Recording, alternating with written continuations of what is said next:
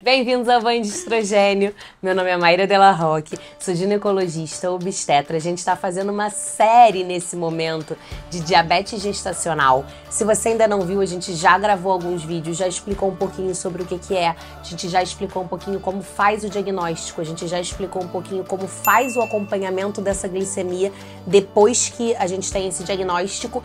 E aí a gente ia falar de insulina, mas aí a gente deu aquela pensada e falou assim, antes da gente entrar na insulina, eu acho que vale a pena a gente dar uma orientada na dieta. Como a maioria vai responder à dieta, a maioria das diabetes gestacionais, se fizer a dieta direitinho, vai ficar bem com ela, a gente achou que valia a pena dar uma explicada para vocês primeiro como fazer essa dieta, porque também tem o risco de fazer ela demais, né? Então a gente resolveu dar uma mudada na ordem. Então a insulina vai ficar para semana que vem. E hoje a gente vai falar de dieta. Vamos lá, Letícia. Né? Se você chegou hoje, essa é a doutora Letícia. Ela é endócrino que acompanha as minhas grávidas e ela é endócrino que tá ajudando a gente nessa série. Se você ainda não conheceu ela, segue ela no Instagram. Ela também tem um Instagram, também fala pra caramba por lá, que nem eu. A gente adora falar. E ela que vai orientar agora a gente um pouquinho nessa ideia da dieta. E aí, tem um diagnóstico, vou começar a parar de comer, porque eu não quero que o meu bebê cresça muito. Tá certo? E eu não quero usar insulina. Eu não quero usar insulina. Também tem isso, né? Eu vou agora. É um grande pânico. Agora eu vou parar de comer. Vou comer 2 tâmaras por dia, porque eu tenho que comer tâmara, senão o bebê não nasce, né? Vocês já viram o vídeo da tâmara? Eu vou comer 2 tâmaras por dia e vou fazer só isso, porque daí eu não entro na insulina. E aí? Também não vale, né? Não então, vale. Uma coisa que eu costumo dizer é o seguinte: o nosso corpo produz açúcar. Então, a gente pode ajudar com a organização da alimentação, mas virar faquir e entrar em jejum não adianta. Jejum prolongado também causa hiperglicemia. A vida não é justa. Então, o que a gente precisa fazer? A gente precisa garantir uma nutrição adequada para essa gestante e para esse bebê. Então, quando a gente fala em dieta, é muito comum a gente pensar naquele pratinho de alface, salada e meio ovo cozido, porque uma inteira é demais, né? E não é isso está muito longe de ser dieta e é exatamente por isso que é tão difícil a gente estimular e aderir a uma alimentação saudável. A gente vive balançando entre o 8 e o 80. Então, a gente vai e faz tudo perfeito, ou que acha que seria perfeito, tira tudo de bom, não come nada que gosta, e aí isso dura uma semana, depois a gente vai e faz o quê? Enfia o pé na jaca até o pescoço, né? Então o que a gente quer na gestação é tornar isso mais linear e eu acho que o grande bizu é comida de verdade, tá? Na diabetes gestacional, sempre que possível, é muito interessante a gente ter um nutricionista junto com a gente, porque na gestante, o pico de liberação do açúcar, ele é diferente da mulher fora da gestação.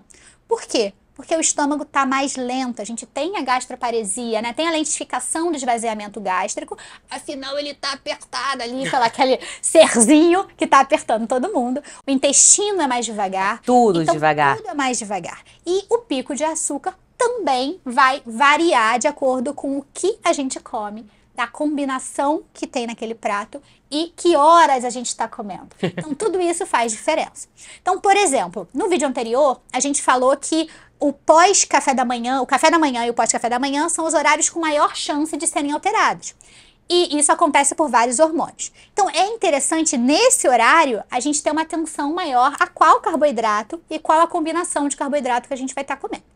Então, de forma geral, a gente vai ter que ter em cada refeição principal um carboidrato, uma proteína, verduras e legumes e uma leguminosa sempre que possível. Porque essa composição permite que eu coma uma quantidade menor de carboidrato do que se eu comer só carboidrato e proteína, né? Então, às vezes, viram pra mim e falam, mas não pode comer macarrão? Pode. Pode. O problema do macarrão é que, em geral, a gente come o prato de macarrão. Sem mais nada, né? É o macarrão. Então, a gente tá trocando uma refeição que era pra ter 5 componentes por uma refeição que só tem um componente, que é o carboidrato. Então, a porção de carboidrato é muito maior e isso vai fazer um pico de açúcar muito maior. Então, se a gente pega o mesmo macarrão e coloca ele na porçãozinha que a gente teria direito do carboidrato, né? E bota os outros alimentos juntos, então eu faço um macarrão que tem brócolis, que tem cenoura, que tem a proteína misturada, que tem uma ervilha, por exemplo, eu consegui abranger todas as classes, diminuir a quantidade de macarrão que eu vou comer, e essa refeição provavelmente não vai fazer o mesmo pico de glicemia que faria se eu comesse ele puro, tá? Então, no café da manhã, o que a gente... É claro que isso é individualizado, precisa ser visto de mulher para mulher, tanto por gosto, tanto por possibilidade, tanto por glicemia.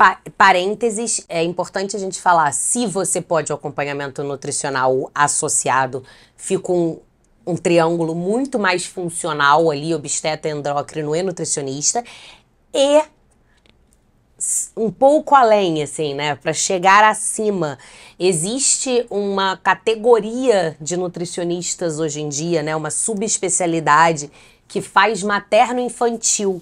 Então, são nutricionistas especializados na fisiologia da gestação, nas necessidades da gestação, porque é muito comum a gente ver a paciente virar e falar assim, então eu vou acompanhar com um nutricionista, e acaba indo para um nutricionista que tem um foco muito mais no esporte, ou muito mais na hipertrofia, muito mais... E aí fica uma coisa meio perdida, o negócio não funciona, começa a comer 2 castanhas por dia, e não é isso, não tá nutrindo mãe e bebê nesse momento, né? O foco ali não é o esporte, o foco ali não é a perda de peso, o foco ali é nutrição. É uma nutrição diferenciada. Então, quem pode, se é possível, que seja um obstetra, um endocrinologista especialista em gestante, um nutricionista materno-infantil, é o melhor dos mundos, né? Sim. Não é todo mundo que pode, obviamente. É o nosso Dream Team, né? Dream Team, exatamente. Super feliz quando tem esse... Na verdade, a gente pode fazer um quadrilátero ali, né? Botar também um personal ali na história. A gente tá sonhando alto, né? A gente tá dificultando, né? Agora o paciente tem obstetra, endócrino especialista, nutricionista especialista e personal que faça grávida. Fisioterapeuta pélvico, doula. Brincadeiras à parte, a questão da nutrição na gestação é interessante porque muitas vezes só por combinações a gente consegue melhorar os padrões de glicemia, sem eu precisar necessariamente tirar nada.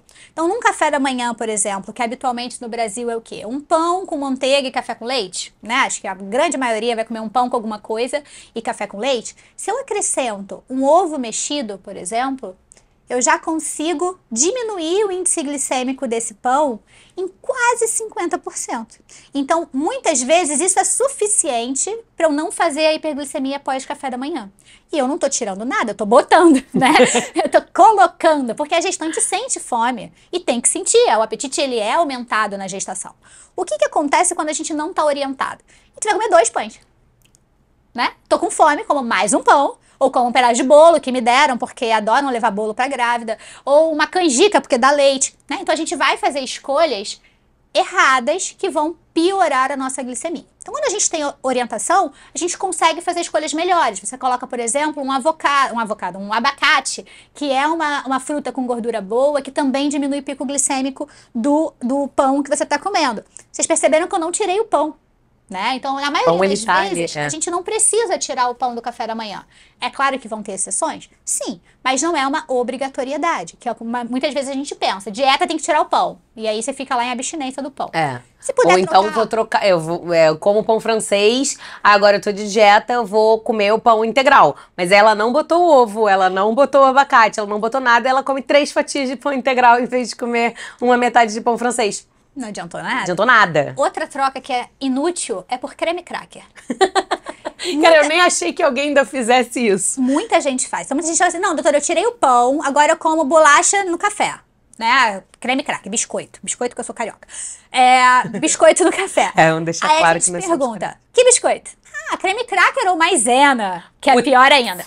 Quantos? 4, 6. E aí eu trago uma verdade dura de engolir, mas que é muito boa. 4 creme crackers é igual a um pão francês, em termos de carboidrato. O que mata mais sua fome, Maíra? 4 creme crackers ou um pão francês? Um pão francês. Né? Definitivamente. Até porque, cara, eu acho surreal pensar em comer 4 creme crackers e agora eu vou viver minha vida. Isso. E isso a gente não falou nem da maisena, que é açúcar com... Nossa, não. Né? Maisena, pelo amor de Deus, a gente vai cortar. Vaquinha, pelo amor de Deus, esquece. Né? Então, são trocas que não são inteligentes. Outra que eu acho que eu vou pegar muita gente de surpresa é a tapioca. O que você acha que é melhor, tapioca ou pão? Eu já sei a resposta. Mas antes de eu te contar, Eu já sei essa resposta, mas é clássico paciente que fala, troquei o pão, agora eu como tapioca. Nossa, como isso é comum. E é muito comum eles chegarem revoltados, as gestantes, por exemplo, porque piorou a glicemia após café, quando trocou pela tapioca. Eu falo, é óbvio. Por quê? A tapioca, ela tem um índice glicêmico maior que o do pão. E mais do que isso, a gente usa uma quantidade maior do que do pão quando comparada. Explico. Cada 2 colheres de sopa da goma equivalem a 1 pão francês. Me fala, dá pra fazer tapioca com 2 colheres de sopa? Não. Não dá. Não dá. Então, quando você faz aquela tapioca boa, sabe? Aquela gordinha, fofinha, né?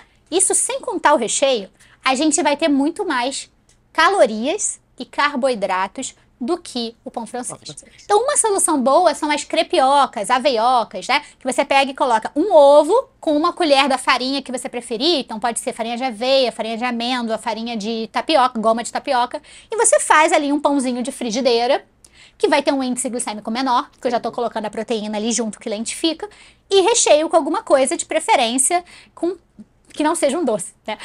Não adianta botar uma Nutella, não funciona. Mas se a gente coloca ali um queijo magro, um requeijão, às vezes até tomate, alho poró, né? Um creme de ricota, um cottage, e fica um café da manhã gostoso, que dá saciedade, porque isso é importante. Não adianta falar, olha, coma 1/4 de papaya e vai viver sua vida. A grávida vai estar comendo a parede daqui a pouco, né? Exatamente. E eu continuo com uma quantidade de alimentos e nutrientes adequada. Outra coisa que é interessante, no meio da manhã, a gente sempre recomenda comer 1 porção ou 2 de fruta, dependendo da fase da gestação. A pessoa pega uma banana. Pode ser a banana. Pura. Isso. Aí não. E aí, o que a gente pode fazer? Às vezes a gente raciocina assim, se eu botar mais alguma coisa na banana, eu vou aumentar. Piorar, eu vou aumentar. E, na verdade, nem sempre. Em nutrição, nem sempre 1 mais 1 é 2. Então, se eu coloco uma aveia na banana, embora os 2 sejam carboidrato, eu faço um evento que é a lentificação da liberação do açúcar da banana. O açúcar da aveia, né, o carboidrato da aveia, é um carboidrato lento, difícil de digerir. Quando eu misturo ali, eu acabo botando a banana nesse mesmo bolo. Então, em vez de eu fazer um pico em 20 minutos, que seria o índice glicêmico da banana, eu vou fazer esse pico lá com 50, 60, e em vez de ser um pico, vai ser um pico muito mais flat. E isso dá tempo para o seu corpo liberar a insulina que você precisa e não deixar esse açúcar subir demais. Sim. Então, essa é a importância da terapia nutricional na gestação. Eu consigo não restringir tanto em termos de caloria e comida, porque comer pouquinho, pratinho francês, não é pra grávida, não é pra ninguém, na minha opinião. E eu consigo garantir... Ninguém, eu não tô grávida, e cara, pelo amor de Deus. Dá, né? Eu costumo dizer, isso é um parênteses, que o nosso cérebro decide se vai estar satisfeito ou não na hora que ele olha pro prato. Não interessa se eu comi ou não. O que interessa é eu olhei pro prato. Tá vazio? Vou ficar com fome. Você já tá pensando na próxima comida que você vai comer. Isso a maioria das pessoas acaba funcionando assim, ainda mais quem tem algum pezinho no sobrepeso ou na obesidade. Então, as combinações fazem muita diferença. Então, por exemplo, acrescentar uma quinoa dentro da minha refeição principal diminui o índice glicêmico do arroz, por exemplo. Eu colocar uma verdura no arroz, um brócolis, um repolho, uma cenoura, diminui o pico glicêmico do arroz. Eu colocar o macarrão, mesmo que não seja o integral, ideal integral, melhor ainda o pico glicêmico, né? O que você puder trocar por integral, em geral, vai ser benéfico também, salvo algumas exceções. Mas o que eu puder colocar junto para competir espaço, então, Alex, eu vou fazer um espaguete, mas em vez de botar só o macarrão, eu vou botar também cenoura, tipo espaguete de legumes, palmito. Não vou comer só o espaguete de legumes, porque é pouco para uma grávida. Mas eu misturo ele. Então, em vez de eu comer 100% de macarrão, massa, eu vou estar comendo 50-50. Então, eu já diminuí a porção e mantive a saciedade que aquilo me traz. E isso acontece em todas as refeições. Um calcanhar de Aquiles costuma ser o lanche da tarde, né? Porque o lanche normal do brasileiro é o quê? Pão, café com leite. É igual ao café da manhã. E nesse horário do fim do dia, isso acaba se... Bolinho com café. Bolinho com café. Tem bolinho com café? Não tem. Poxa. E aí, nesse fim do dia, isso acaba se refletindo muito no pré-jantar, né? Ainda mais porque qual é a história natural da mulher hoje que faz 1000 coisas ao mesmo tempo, né? Ela almoçou lá, meio-dia, Aí entrou numa espiral louca de trabalho, seja em casa, seja com filho, seja na empresa, onde for. E aí, 6 horas da tarde, ela olha e fala, meu Deus, estou morrendo de fome. O bebê está chutando loucamente porque ele precisa de comida. O meu fazia isso. Tava louco lá dentro. E aí, olha, o que eu vou comer? Chega em casa, ainda vai fazer janta. Então ela vai, pega um pão francês, um bolo que tem pela frente e vai beliscando enquanto vai fazendo a janta. Em geral, não vai jantar 2, 3 horas depois. Vai jantar ali 1h30, 2 horas depois. Então, isso é um combo que a gente vira e mexe precisa tentar intervir. Primeiro porque 6 horas de jejum para uma grávida não é bom, ruim, não é saudável, né? Isso aumenta ali os hormônios do estresse, que também vão ser ruins, tanto para o diabetes, quanto para o bebê, quanto para a mãe, quanto para tudo, quanto para a pressão, né? Então a gente tem que dar um jeito de enfiar um lanchinho no meio da tarde. E aí, sei lá, um shake pronto, um iogurte que já tá pronto, uma fruta que seja fácil, e aí a banana... Vamos deixar claro aqui, né, falando de Brasil, iogurte e iogurte, né, porque é muito comum as pessoas trocarem, botam, então vou tomar um... Danoninho. Danoninho. Sem falar, Danoninho. Não dá, um petit suisse, né? Vou comer um Danoninho, Isso, vou comer vou tomar um chamito. Isso, aí tem que ver o quê, né? Mas entre ficar 6 horas de jejum e comer um Danoninho e chegar em casa comendo tudo que vê pela frente um Danoninho, talvez eu escolha o time Danoninho, não sei, aí depende da pessoa, tem que ver o que ela comeria quando chegasse em casa. Essa é outra coisa que é importante, nada é ruim e nada é bom, tudo depende de com o que você está comparando. Sim. Então as pessoas pensam assim, ai doutora, banana é muito ruim, né, pra quem tem diabetes? Eu falei, depende, o que você ia comer se não fosse a banana? Creme cracker, é o clássico. Todo mundo come biscoito, água e sal, que de água e sal não tem nada, só tem farinha e açúcar. Mas enfim, todo mundo come biscoito, água e sal achando que é água e sal. Ia ser ótimo se fosse, né? E aí, como biscoito, água e sal. Prefiro que você coma 3 bananas. Então depende de com quem você tá comparando. Sim. A uva é ruim. Depende de com quem você tá comparando. Não vou comer uva porque uva tem alto índice glicêmico. Vou tomar um Nescau. Não adianta nada. E ainda não tem vitamina, não tem nutriente, não tem fibra. Então, de via de regra, a opção natural vai ser sempre a melhor escolha. Né? Comida de verdade. Alguma coisa que vem da natureza e outra coisa que vem de uma fábrica, escolha que vem na natureza que você tem chance maior de acertar. De acertando. E aí é claro que vale pensar racionalmente se faz sentido comer aquela quantidade. Então, eu tinha um paciente que eu não conseguia controlar o diabetes, ele só comia fruta. Então eu falei, mas fulano, me diz uma coisa. Qual fruta você come? Ah, eu como tangerina. Tá bom, mas quantas? Ele, sabe aquele saco que vende no sinal? Eu como um daquele de tarde. Eu falei, peraí, o saco? Ele, tem o quê? Umas 12? Eu falei, senhor, é razoável comer 12 tangerinas de uma vez? Não é razoável, gente. Se não é razoável, vamos pensar em outra opção, né? É natural, que tá vem da natureza. Não interessa que tá gostoso, né? Vamos pensar em outra opção. Em vez de comer 12 tangerinas, eu vou comer 2 hambúrgueres. Talvez eu escolha tangerina. Mas a gente tem que pensar ali no racional, né? E acho que tá ficando longo já, eu adoro falar disso. Mas pra finalizar, um inimigo do endócrino e da nutricionista é o suco, né? É muito, muito, muito comum. A pessoa ficou grávida e fala assim, cara, você é mais natural. Nossa, isso é muito comum. Vou tirar o refrigerante. Vou tirar o refrigerante e o pior, né? A galera chega assim, eu tomo refrigerante 0. Não posso tomar doce. Eu não posso tomar o refrigerante 0. Então eu vou trocar por suco. Mas foi assim. De caixa. É só melhorar de caixa. Não, mas enfim, mesmo que seja o suco natural, que você pegou a fruta ali, lavou, deu todo aquele carinho pra fruta e fez o seu suco 100% natural, sem conservante, sem botar açúcar, sem nada, a gente tem que pensar em quantas porções de fruta você usou pra fazer aquele suco, tá? Então, não é proibido o suco, como não é proibido nada nessa vida, tá? O que acontece é razoável eu comer um abacaxi inteiro junto com o meu almoço? Não. Se eu vou num restaurante, peço meu almoço e peço um suco de abacaxi, o que vai vir é um abacaxi inteiro liquidificado naquele copo. E é isso que a gente tem que pensar. Não é um suquinho de abacaxi, é um abacaxi inteiro. A caloria inteira tá ali e a fibra não, porque ele foi coado, na maioria das vezes. Então, esse racional é importante quando a gente pensa em suco. Sim. Mas por que limonada e maracujá pode? Porque ninguém faz suco de limão. Ninguém pega um limão, espreme só suco de limão pra fazer um copo de 200 ml e toma puro. A gente faz um limão e completa com água. Maracujá, a mesma coisa. Bota um maracujá e completa com água. Se você fizer isso, você pode tomar o suco que você quiser. Ah, vou usar uma porção de fruta e vou completar com água. Faço muita questão, não sei beber água pura. Vamos trabalhar isso. Mas tudo bem, usa uma porção de fruta. Mas sempre lembrar que comer a fruta vai ser sempre a melhor opção entre beber e comer. Porque vai junto fibra, essa fibra segura o açúcar, lentifica o pico e aumenta a saciedade. Porque essa fruta que a gente está comendo em forma de suco não faz nem cosquinha. Nem cosquinha. A gente toma ela pra matar a sede. É pra matar a sede. E aí o melhor é água. Né? Você abre a geladeira, tô com sede, abre a geladeira e bebe suco de laranja. Aí você faz assim. Então, água, tá, gente? Água é importante, eu tô nessa catequese aí. Vamos aumentar o consumo de água, né, doutora Maíra?